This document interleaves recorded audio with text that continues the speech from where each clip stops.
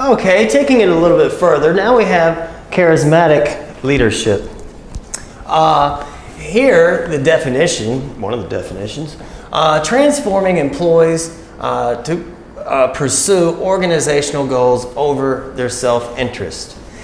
You don't see that around town very much. The employee who's really dedicated to the organization's goals and sacrificing themselves to make the organizational goals happen.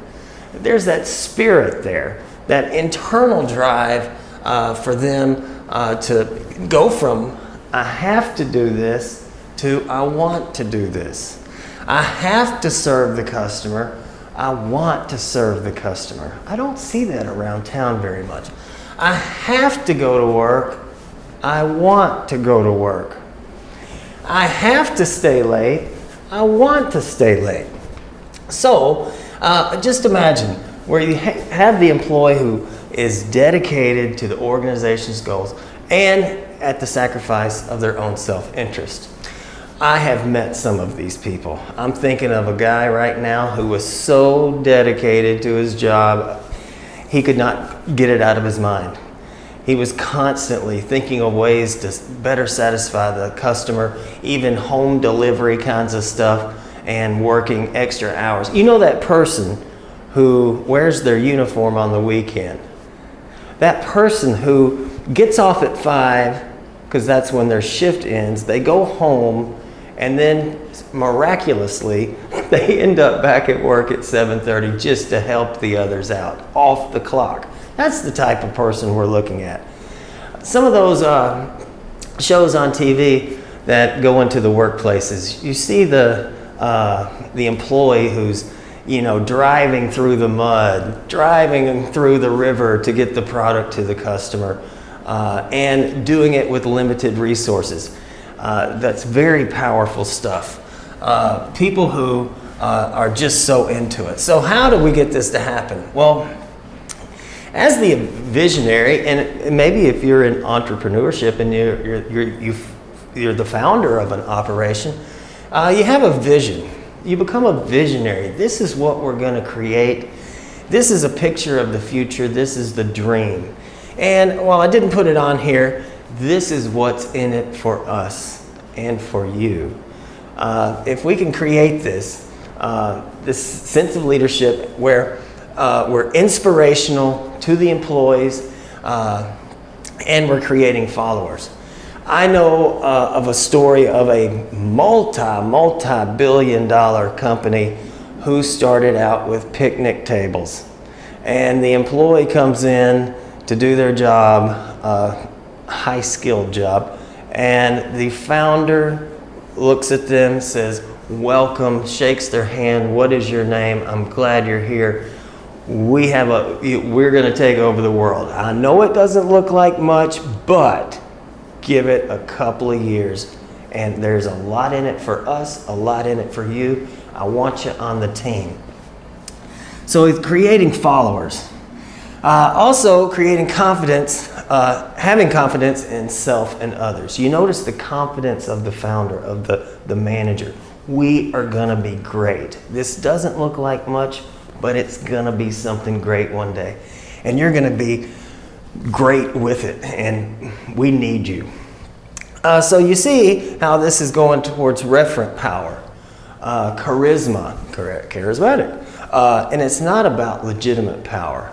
You have to do this. You have to do this. If you don't do it, this is what's going to happen. The coercive and the reward punishment. We want to do this. I want you to want to do this. Kind of like Cheap Trick, right? I want you to want me. So then if the manager or the founder can be a role model, get dirty. Do everything that they request from the employees to be a role model. Get employees to become intrinsically motivated to go for the organization's goals.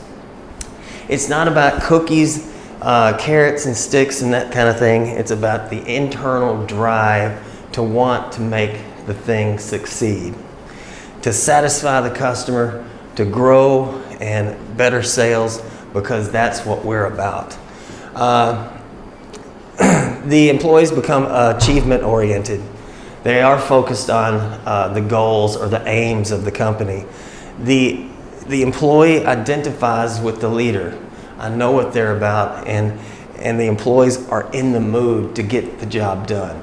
Instead of I have to, I want to. I'm in the mood to make this happen. That's a very special thing, and this doesn't happen. It's a special thing. Not everybody can pull it off, but we can at least try to get there. So once the employee's in the mood, they're having some successes. Their self-esteem and their self-efficacy should build. And the employees become committed to the leader and the vision. Remember, a leader is not a leader unless they have followers. So the employees become committed to the leader and the vision.